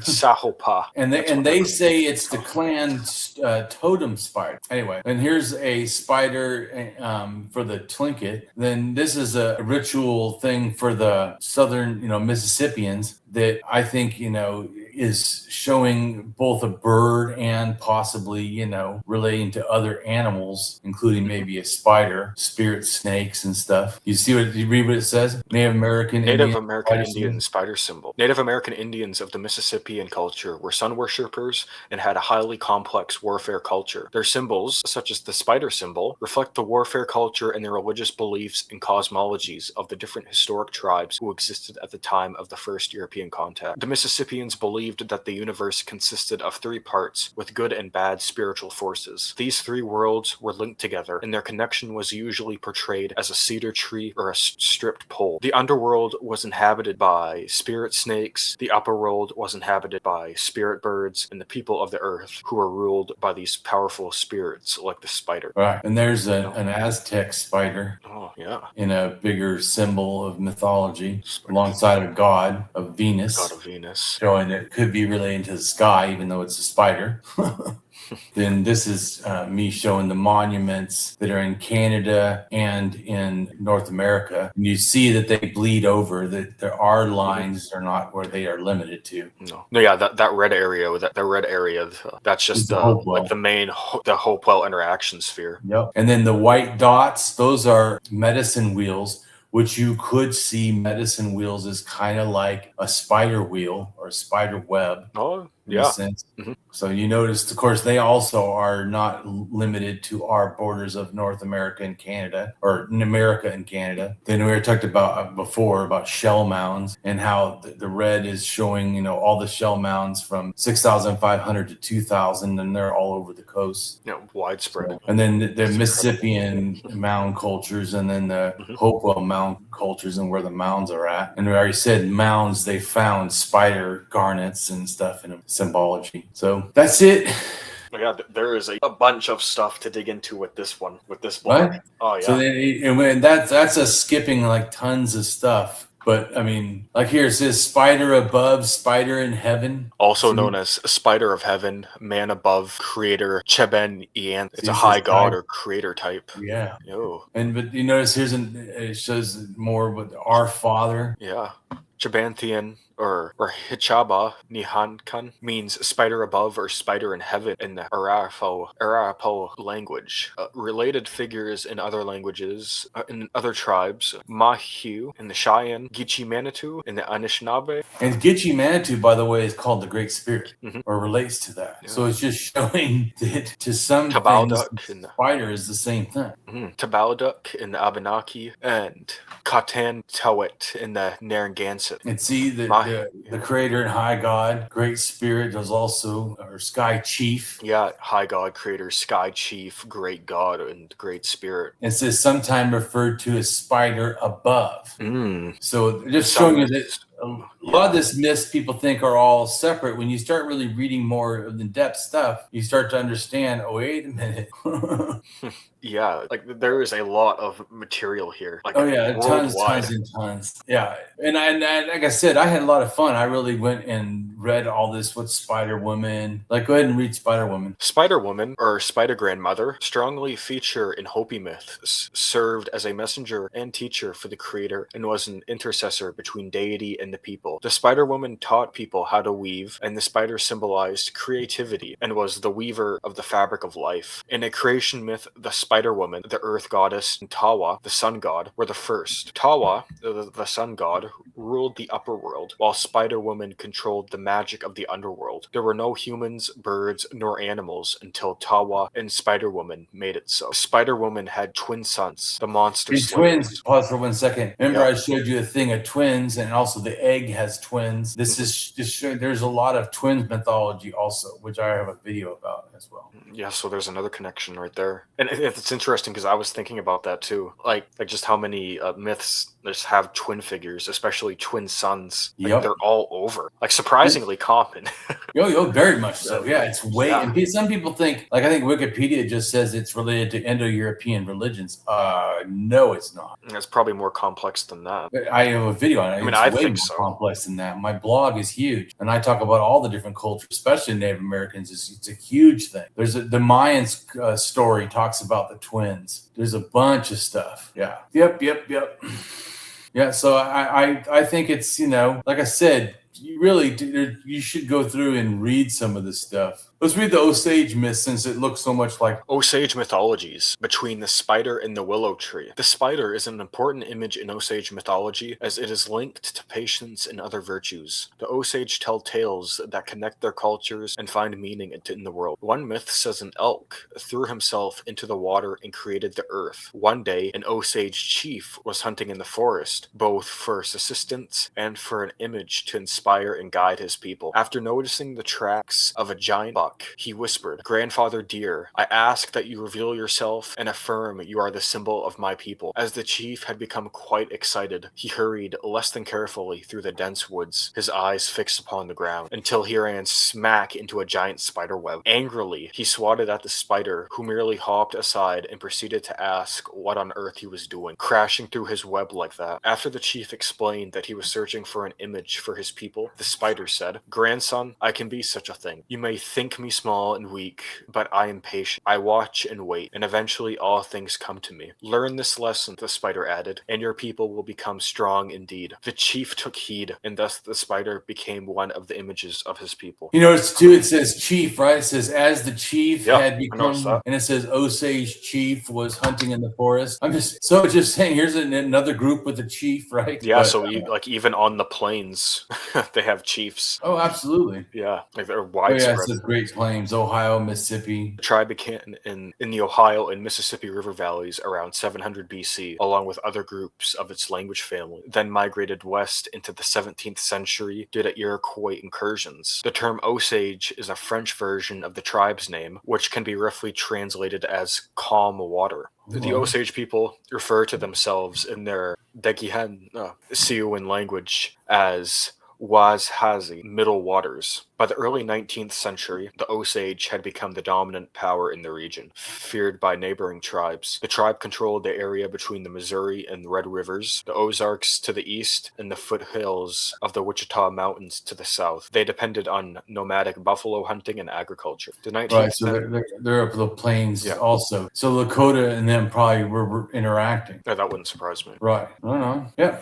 It's like I said, the blog says, but I hadn't looked at this blog. I made it like, I don't know, 3 years ago or something like that. I had wanted to get to all these different things on mythology because I thought a lot of this, was really important. Oh, it definitely is. No, because if you have sewing needles, if you have awls to pierce your leather, your hides, your bark, or whatever, if you know how to make twine, if you know how to make basic and even complex loom weights, right, or just looms and maybe even loom weights to add with that, no, you can do surprisingly a lot of complex work with that stuff. Oh, I agree. Everything from drums to hats to boots to mittens to stuff you'd need in the winter to stuff you can wear optionally in the summer. Oh, I agree. Yeah, it's a vast thing. Like I said, people should read the blog. I put lots more info in there, but I think that we did a good job addressing the stuff that I wanted to get to, and as a basic thing. Like I said, even though I wanted to be this on mythology, it's also, to me, I wanted to have the background of why the mythology could have came into being and especially the ways it kind of is and relates. So this next time we get together, we're going to talk about, I had seen a video on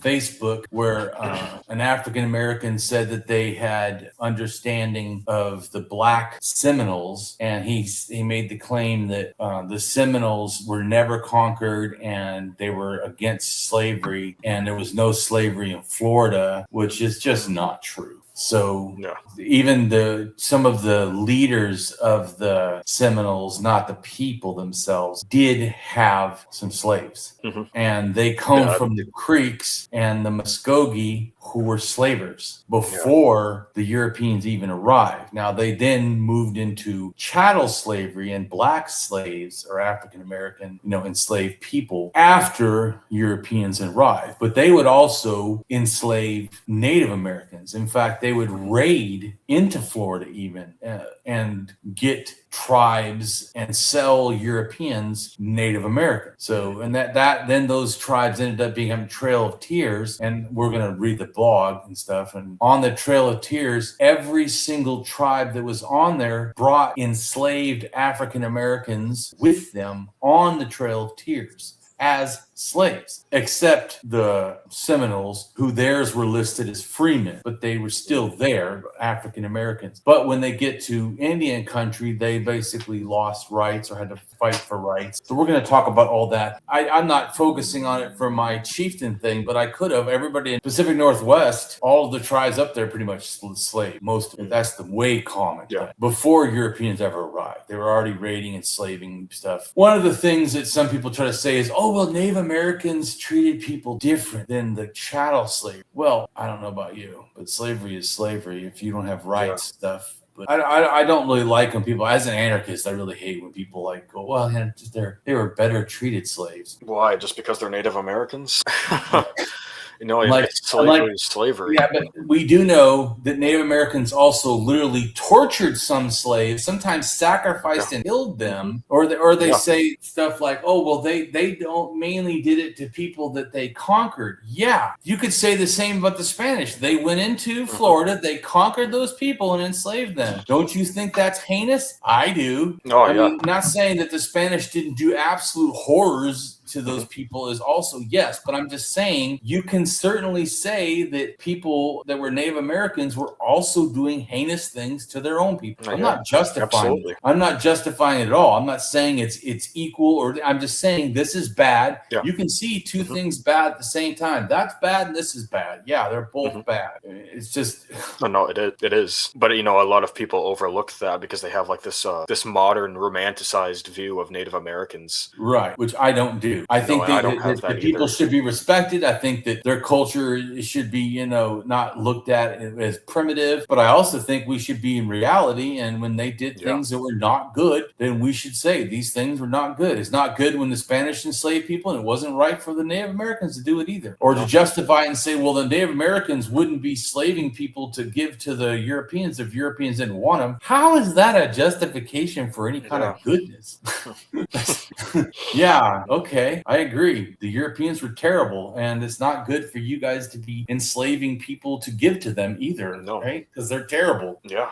I mean, so I feel like it's like you said, and I understand people want a romanticized thinking, or they want all good, all bad. Like if you say that people at, the Trail of Tears, you want to, because I even had one time I posted that, well, there was blacks, people under slavery on the Trail of Tears. And this one Native American said to me, don't take our culture. That's a different thing. I go, your culture was the one enslaving. I'm not, it is your culture's story. See, and even then, like you can have Native Americans themselves, people within tribes, like just unfamiliar of how much history, like how nuanced it can be with even something like that, like the Trail of Tears. And so I'm not trying to be salacious or mean. I'm not trying to, and even like this video, I don't want to be salacious against a guy that says that he knew stuff about Black Seminoles, and his video, we're going to show it, and when we do the thing, he's kind of cocky. I'm not going to be cocky back because I realized, like I already made a mistake. You can make mistakes. That's also why I told you too. I don't like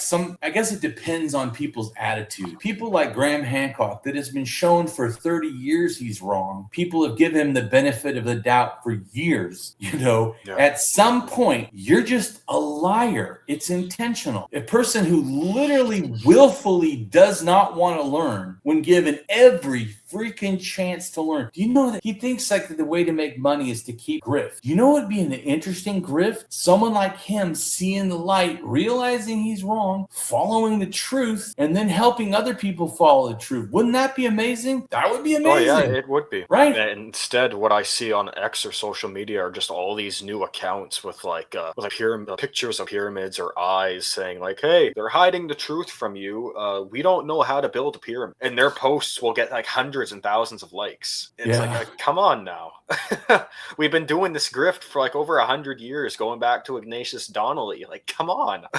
It's sickening. That's what I'm saying is so. I know it's hard. I talk about stuff people don't always want to hear, about things that aren't comfortable, or seem to not give a side in a sense, because I totally respect Native Americans. I think they should have land back, but I also think we should tell the fucking truth. And things that don't favor them, well, I'm sorry, I'm not going to hide that because you don't favor it. So, but it's not, you know, me attacking you. It's just saying the truth. Same with that. I watched that video that you know, African American had said about the Black Seminoles and slavery in general. I'm like, it's not against you. It's just the fact that you're not telling the facts. Now, like I said, like Graham Hancock, if you're given the facts and you keep forcing the falseness, then people have the right to then say, look, you're a liar or you're not a good person because you're intentionally. So like I said, I try to feel that people can make mistakes, even me. I'm not perfect. I think the issue is not that. The issue is your attitude when you realize you're not,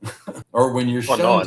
And like even the stuff I've been researching with Native Americans, you know, I'm not gonna present a romanticized view of the old copper complex or something else in North America just because it's ancient and has to do with Native Americans. Right. You know, and if I have to do like you and I have to talk with somebody who gets their facts wrong or has this like odd modern like new age view of Native Americans or how they're supposed to live, like in teepees and like doing stuff like that all the time. You know, I'll be polite. You know, I'm not going to come off as an ass or anything, but you know, I'm going to tell them like, hey, you know, listen, bud, you're wrong. That this isn't how that's going on. That's not how that was, or you know, whatever the case may be. Yeah, I think because I think if our goal is education and not just being mean, right? Because that I realize like I have a video about how to do atheism in the street, and the first thing I tell you is you need to know you. What is the goal? Why are you doing this? You know, are you doing this just to get fame? Are you doing this just to be mean? Are you doing this just to shame other people? Or do you want to educate and help people? Well, I want to educate and help people, and the best teachers are not ones that belittle people. You know what I'm saying? No. To me, the ones I'm going to learn from in a sense, or desire to learn. You know, and if that gets me fame, cool. If it doesn't, cool. I'm still going to be me. Yeah, so am I. Because I want to be a credible person, and my goal is to be a good teacher and to care. Like someone said to me, why do I do videos connected to Rebirth the World, that African American who does talk about some stuff that is, to me, questionable or conspiracy theory like, you know? But I said, when I talk to him, I teach him the facts and the truth. And as long as he keeps being open to learning from me, which he is, then I'm going to keep doing it. And that's the big thing right there. He's open to new information. He's right. Have you watched any videos with me and him? Yeah. I've done like six. I haven't seen all of them. I've seen some of them. Right. When it started online, I told him we're not the same, and that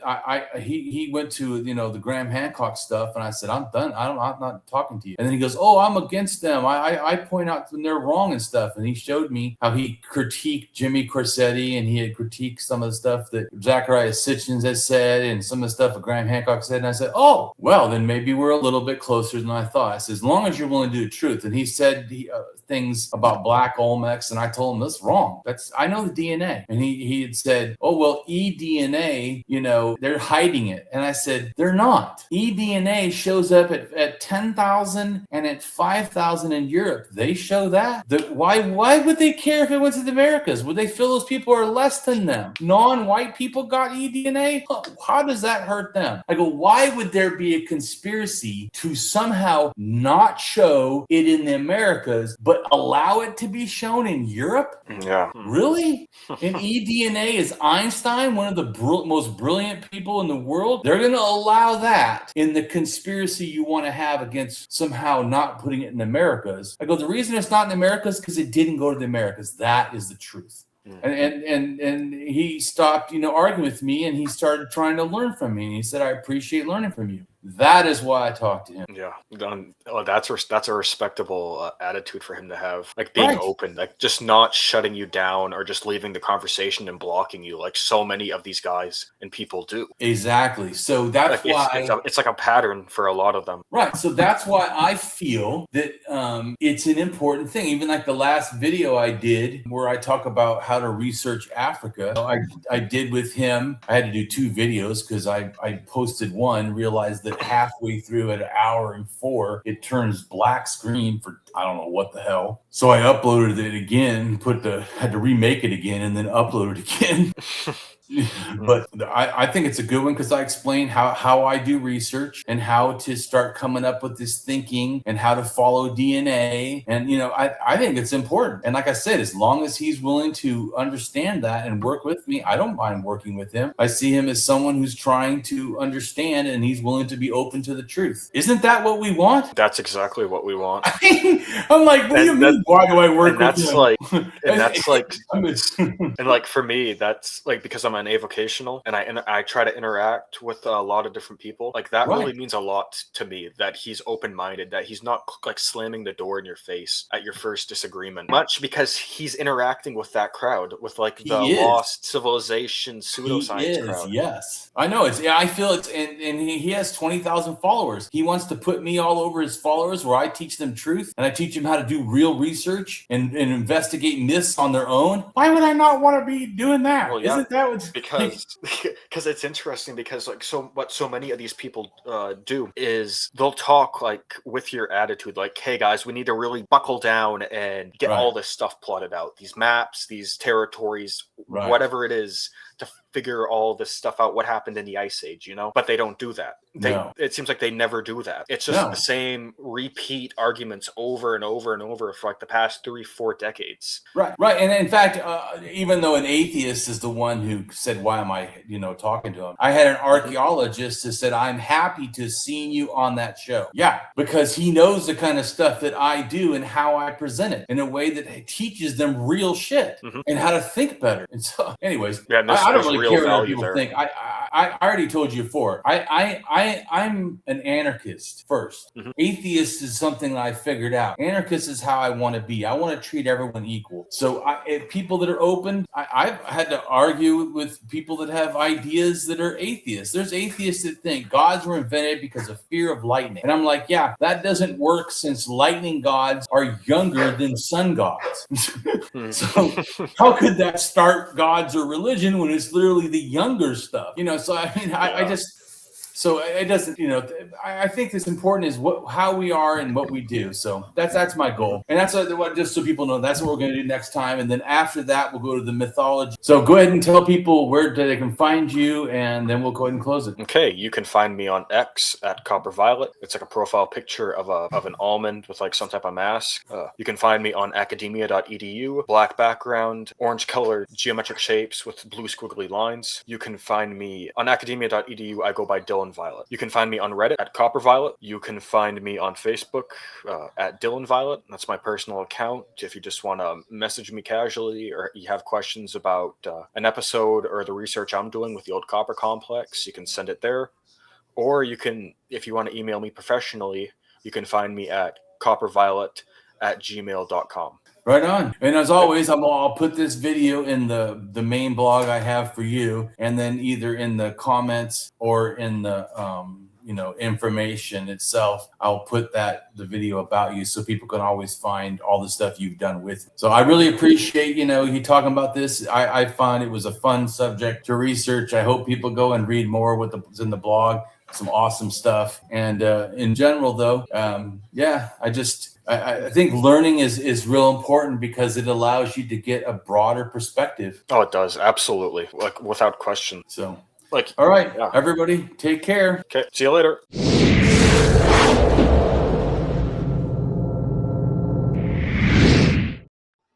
Hello, and welcome to my channel. I am Damien Marie AtHope. In the simplest terms, I am an atheist-humanist philosopher and prehistorical writer-researcher at DamienMarieAtHope.com. I am specifically an axiological atheist. An axiological atheism can be thought to involve ethical and value theory reasoned and moral argument-driven apatheism, agnosticism, atheism, anti-theism, anti-religionism, secularism, and humanism. Axiological atheists can be understood as a value theory or a value science atheist.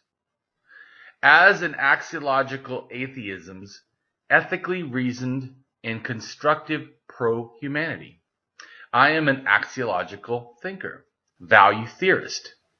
The science of goodness, worthiness, usefulness, valuableness, virtue, reliableness, accuracy, validity, morality, integrity, beneficialness, etc., etc. We axiologists have a value consciousness. And in general, we see the architecture of humanistic humanitarianism value in people that we see as dignity beings. Places and things are not. Axiology is a value theory. In its broadest sense, it involves areas of philosophy that are deemed to encompass some evaluative or evaluation aspect. Therefore, it crosses almost all domains in some way or another. Now for a more detailed terms as to what I am. I am an axiological atheist, an anti-theist, an anti-religionist, secularist, humanist, rationalist, writer, artist, poet, philosopher, advocate, activist with schooling in psychology, sociology, as well as I am an autodidact, self-taught in science, archaeology, anthropology, and philosophy. I promote science and am against pseudoscience, pseudohistory, pseudomorality, things that are found in religion.